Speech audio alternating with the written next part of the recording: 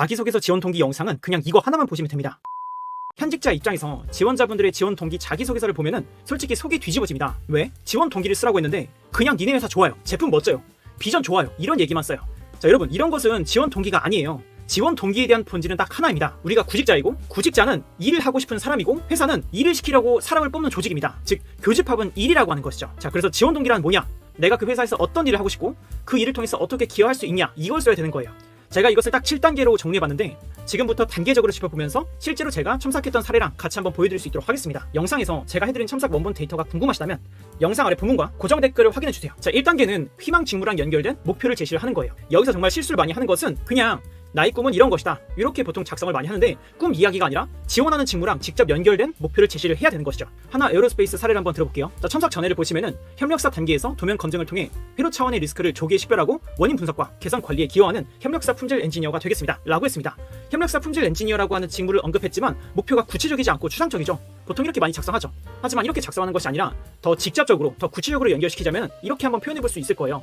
협력사 PCB 도면에 EMC랑 SI 사전 검증을 담당하여 무기체계 개발 일정 단축과 품질 향상에 기여하는 전문 엔지니어가 되고자 합니다. 자, 이렇게 하게 되면 내가 직무, 즉 PCB 도면 검증이라고 하는 타겟팅된 그 직무, 하는 일과 그리고 이제 구체적인 목표, 일정 단축을 시키겠다, 품질 향상시키겠다, 이렇게 연결되기 때문에 더 명확한 그림이 날 수가 있고, 그렇게 되면 이 사람이 본질적으로 잘 이해하고 있구나 라는 것을 느낄 수가 있겠죠. 자, 두 번째 사례도 보시면은 디스플레이 저전력, 고성능 설계와 알고리즘 최적화에 기여하고 싶습니다 라고 작성했죠. 하지만 이것은 막연한 기여에 대한 그 의지만 보입니다. 즉, 목표가 추상적이다 라고 하는 이야기죠. 자, 이것을 제가 어떻게 바꿨냐, 드라이버 IC 전력 손실을 줄이고 이 플리커 보상 알고리즘을 개선해서 차세대 패널의 효율과 화질 향상에 기여하고자 지원했다, 이렇게 바꿨습니다. 즉, 내가 직무에서 맡고 싶은 구체적인 역할, 그것은 전력 손실 저감이랑 알고리즘 개선이고, 이걸 통해서 내가 효율과 화질 향상을 하겠다라고 하는 그 명확성에 대해서 좀 더 구체적으로 만들었죠. 자, 그런데 이렇게 1단계로 작성한 문장은 이 첫 번째 문장이 아니라 사실 두 번째 문장입니다. 왜냐하면은 첫 번째부터 내가 하고 싶은 일을 밝히게 되면은 내가 그 생각이 어디로부터 나는지, 나에 대한 그 생각의 출발점을 알 수가 없기 때문이죠. 그래서 두 번째 단계에서는 1단계에서 만든 그 문장, 그 전에 가장 앞에서 치고 들어갈 수 있는 문장을 만들 겁니다. 바로 나의 시작점을 밝히는 건데요. 전공이라든지 프로젝트 경험, 관심사, 이런 것들을 바탕으로 내가 어떤 문제의식이라든지 가치관을 가졌는지에 대해서 아주 짧게 한 문장 보여줘야 되는 것이죠. 자, 마찬가지로 하나 에어로스페이스 예시를 볼게요. 자, 첨삭 전에는 저는 전자회로 설계 프로젝트와 믹스 시그널 설계 경험을 바탕으로 협력사에서 공급되는 부품의 딥백을 빠르게 도출할 수 있습니다 라고 이야기를 하고 있는데, 그냥 이것은 경험 나열이죠. 내가 왜 이 경험을 중요하게 생각하는지, 문제의식, 이런 것들이 없습니다. 그렇기 때문에 나로부터 출발했다라고 하는 그 느낌이 없죠. 그래서 제가 첨삭을 이렇게 했습니다. 학부 연구생 시절 믹스 시그널 보드의 노이즈 오동작을 경험하면서 사전 검증에 대한 중요성을 깨달았습니다, 이렇게 말을 했어요. 딱 시작점이 살아났죠. 내가 어떤 계기로 문제의식을 갖게 되었는지에 대해서 첫 문장에 드러나고, 이것이 자연스럽게 1단계에서 말했었던 협력사 PCB 도면의 EMC, SI 사전 검증을 담당해서 무기체계 개발 일정 단축과 품질 향상에 기여하겠다라고 하는 말과 이어집니다. 자, 이렇게 나로부터 출발해서 내가 구체적으로 하고 싶은 것을 밝힌다. 이것이 일단 두괄식에 대한 표현이죠. 그래서 먼저 이렇게 시작을 하는 겁니다. 자, 그리고 3단계부터는 우리가 회사에 대한 이야기를 간단하게만 언급할 거예요. 몇 줄? 딱 한 줄만. 길어봤자 2줄 정도? 자, 그래서 3단계에서는 회사의 강점을 우리가 짚어줘야 되는데, 이 강점이라고 하는 것은 단순하게 우리가 뭐 비전이나 좋은 것들, 이런 것을 이야기하는 게 아니라 경쟁사 대비 차별적인 강점을 우리가 콕 집어내야 된다는 것이죠. 차별적인 기술이라든지 특허, 뭐 생산 능력, 이런 게 될 수도 있고, 뭐 해외 진출이라든지 최근 수상 내역, 성과, 이런 것들이 될 수가 있을 거예요. 첨삭 전에 보시면 PGM 사업부는 정밀 유도 무기, 지상 무기 체계, 탄약, 화약, 레이저 등 전자기계 융합형 무기 체계를 개발 생산하며 설계부터 시험 품질까지 아우르는 종합 방산 솔루션을 제공한다 라고 이야기를 했지만, 사실 이것은 누가 봐도 그냥 GPT로 뽑아냈구나 라고 하는 게 보여요.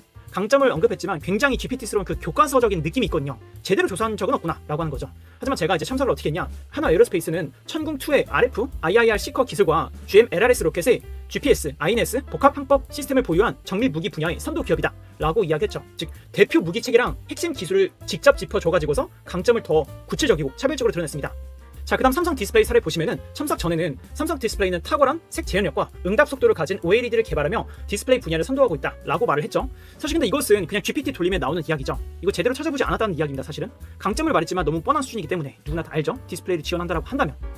그래서 제가 어떻게 첨삭했냐, 삼성 디스플레이가 LTPO와 탄뎀 OLED를 통해서 업계를 선도하면서도 라고 하는 문장으로 바꿨습니다. 즉, 우리가 LTPO, 탄뎀 OLED라고 하는 구체적인 기술력을 찍어주니까 회사의 차별적인 경쟁력이 훨씬 더 선명하게 드러나죠. 자, 근데 중요한 것은 이게 단순하게 그냥 우리가 아무거나 조사해서 기술이라든지 경쟁력을 쓰는 게 아니에요.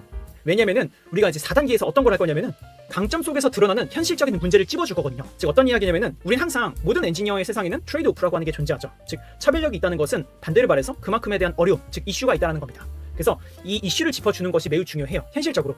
자, 그래서 다시 하나 에어로스페이스로 가면은 우리가 이렇게 말을 해볼 수가 있을 것 같아요. 하지만 복잡한 무기 체계일수록 협력사 PCB 설계의 EMC 규격 미달과 시그널 인테그리티 불안정이 전체 개발 일정의 차질을 초래하는 문제가 발생합니다. 자, 이렇게 우리가 강점에 대해서 정밀 무기 선도 기업이라고는 말했지만 여기서 발생할 수 있는 현실적인 문제, EMC 규격 미달이라든지 SI 불안정, 이것을 정확히 짚어냈습니다. 그리고 이제 엠코 코리아, 이 반도체 패키징 회사인데 회로 패턴 높이 차이가 크면은 연마가 불균일하게 진행되어서 표면이 파이고 후속 공정에 대한 불량을 유발하는 점을 고려해서 라고 하는 이런 현실적인 이슈를 적어놨죠, 한 줄을. 그리고 삼성 디스플레이도 보시면은 여전히 저주파 구동 시에 발생하는 플리커와 소자 열화로 인한 휘독 불균일이라는 과제를 안고 있다는 점에 주목했습니다. 이렇게 말을 했죠. 즉 강점인 차세대 OLED 기술 속에 숨어있는 현실적인 문제, 플리커, 열화, 휘도 불균일 이런 것들을 날카롭게 지적한 거예요. 자, 그 다음에 이걸 지적한 다음에 끝내는 게 아니라 자, 5단계에선 내가 거기서 기여할 수 있는 그 해결책을 제안을 하는 거예요. 이게 바로 논리죠. 문제만 던지고 끝내는 것이 아니라 내가 가진 지식과 역량, 태도 이런 것들을 가지고서 내가 이걸 어떻게 해결하고 기여할 수 있는지를 여기서 밝히는 겁니다. 그렇다면 하나 에어로스페이스 같은 경우는 이렇게 적어볼 수가 있겠죠.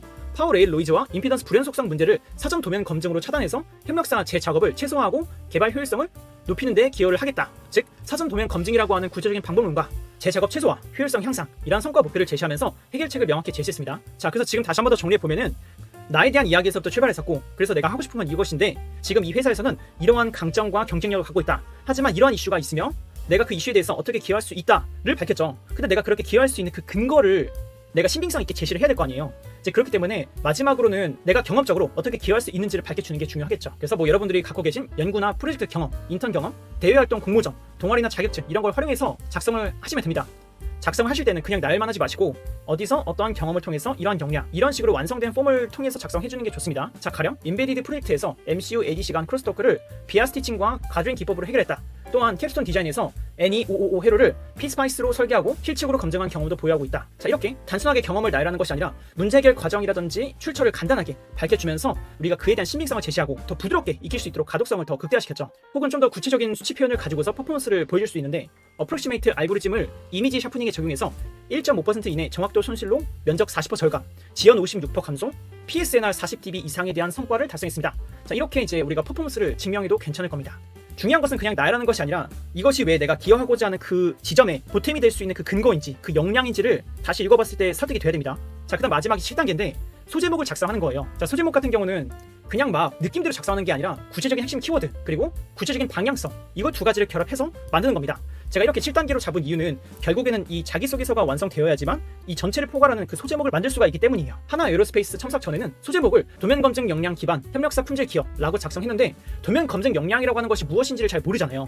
그죠? 근데 내가 지금 이렇게 자기소개서를 작성해 보니까 구체적인 그 역량은 PCB 노이즈 사전 검증이었다 라고 했기 때문에 PCB 노이즈 사전 검증을 구체적인 키워드로 잡은 것이고 그에 대해서 내가 달성하고 싶은 그 방향성, 구체적인 그 방향성은 내가 이제 품질 기여가 될 수 있지만 일정 단축이다 이렇게 바꿔볼 수도 있습니다.